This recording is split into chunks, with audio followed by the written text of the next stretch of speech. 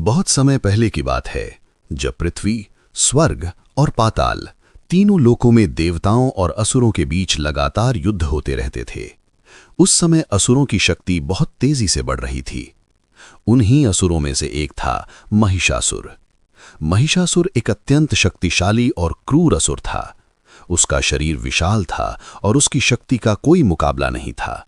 लेकिन उसकी सबसे बड़ी कमजोरी थी उसका अहंकार। वो हमेशा सोचता था कि वो पूरे ब्रह्मांड का सबसे शक्तिशाली प्राणी है। महिषासुर की एक ही इच्छा थी, पूरे संसार पर राज करना।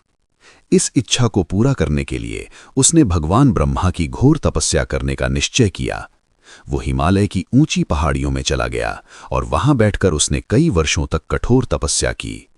उसने अन्न और जल का त्याग कर दिया। दिन रात वो भगवान ब्रह्मा का ध्यान करता रहा। उसकी तपस्या इतनी कठोर थी कि तीनों लोकों में उसकी चर्चा होने लगी। आखिरकार उसकी तपस्या से प्रसन्न होकर भगवान ब्रह्मा उसके सामने प्रकट हुए। ब्रह्मा जी ने कहा, महिषासुर, तुम्हारी तपस्या से मैं प्रसन्न हूं। मांगो, तुम्हें क्या वरदान चाहिए। महिषासुर बहुत चालाक था। उसने सोचा कि अगर वो अमरता मांगेगा तो ब्रह्मा उसे नहीं देंगे। इसलिए उसने बड़ी चतुराई से कहा, हे प्रभु, मुझे ऐसा वरदान दीजिए कि किसी भी देवता, असुर या पुरुष के हाथों मेरी मृत्यु न हो। ब्रह्मा जी कुछ समय तक सोचते रहे। फिर उन्होंने कहा, तथास्तु। जैसे ही महिषासुर को ये वरदान मिला, उसका अहंकार कई गुना बढ़ गया। अब उसे विश्वास हो गया था कि कोई भी देवता या पुरुष उसे मार नहीं सकता। इसके बाद महिषासुर ने अपनी विशाल सेना तैयार करनी शुरू कर दी। उसने हजारों असुरों को अपने साथ मिला लिया और एक बहुत बड़ी सेना बना ली। कुछ ही समय में उसने पृथ्वी पर हमला कर दिया। महिषासुर के अत्याचार बहुत भयानक थे। उसने गांवों को जलाना शुरू कर दिया, लोगों को सताया जाने लगा, मंदिरों को तोड़ा जाने लगा। लेकिन महिषासुर का आतंक यहीं नहीं रुका। उसने अपनी सेना लेकर स्वर्ग लोक पर भी आक्रमण कर दिया। स्वर्ग में उस समय देवताओं के राजा इंद्र शासन करते थे। जब उन्हें महिषासुर के आक्रमण की खबर मिली तो उन्होंने सभी देवताओं को युद्ध के लिए तैयार होने का आदेश दिया। देवताओं और असुरों के बीच एक भयंकर युद्ध शुरू हुआ। इंद्र, अग्नि, वरुण, वायु और अन्य सभी देवता अपनी पूरी शक्ति से लड़े। लेकिन महिषासुर को ब्रह्मा के वरदान का घमंड था। वो बार बार अपना रूप बदलकर युद्ध करता था। कभी वो भैंसे का रूप ले लेता, कभी मनुष्य का और कभी विशाल राक्षस का। युद्ध कई दिनों तक चलता रहा, लेकिन अंत में देवताओं की सेना कमजोर पड़ने लगी। महिषासुर की शक्ति बहुत अधिक थी। आखिरकार महिषासुर ने इंद्र को पराजित कर दिया और स्वर्ग पर कब्जा कर लिया। अब तीनों लोकों में उसका आतंक फैल गया। देवता अपनी हार से बहुत दुखी हो गए। तब सभी देवता मिलकर भगवान विष्णु और भगवान शिव के पास गए। देवताओं ने हाथ जोड़कर कहा, हे प्रभु, महिषासुर के अत्याचार से तीनों लोकों में हाहाकार मचा हुआ है। हमें उससे बचाने का कोई उपाय बताइए। जब भगवान शिव और विष्णु ने यह सुना तो वे क्रोधित हो उठे। उनके क्रोध से एक दिव्य तेज निकलने लगा। ये तेज इतना शक्तिशाली था कि उससे चारों दिशाएं प्रकाश से भर गईं। फिर ब्रह्मा, विष्णु और शिव समेत सभी देवताओं का तेज एक जगह इकट्ठा होने लगा। उस तेज से एक दिव्य प्रकाश उत्पन्न हुआ। वो प्रकाश धीरे धीरे एक स्त्री के रूप में बदलने लगा।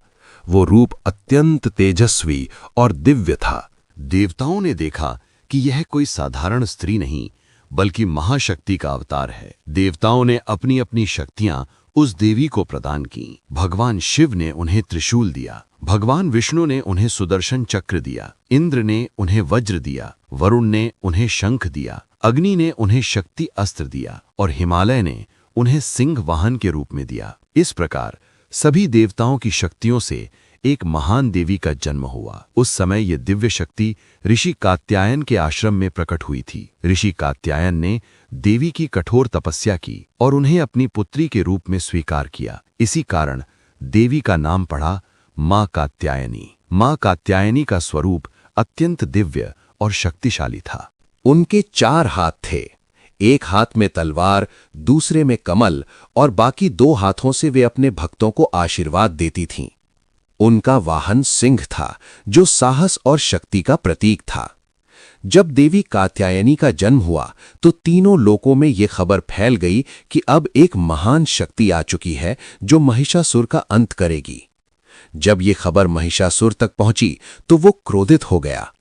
उसने अपने सेनापतियों को आदेश दिया, जाओ और उस स्त्री को पकड़कर मेरे सामने लाओ।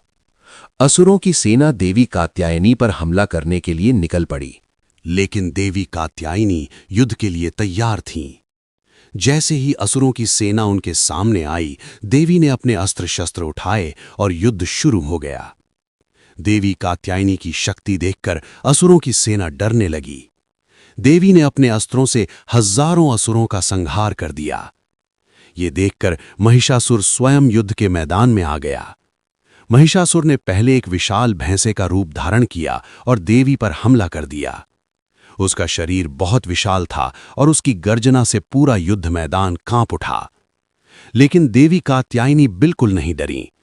उन्होंने अपने त्रिशूल से महिषासुर पर प्रहार किया। महिषासुर फिर से अपना रूप बदलकर एक विशाल राक्षस बन गया। दोनों के बीच भयंकर युद्ध शुरू हो गया। युद्ध कई दिनों तक चलता रहा।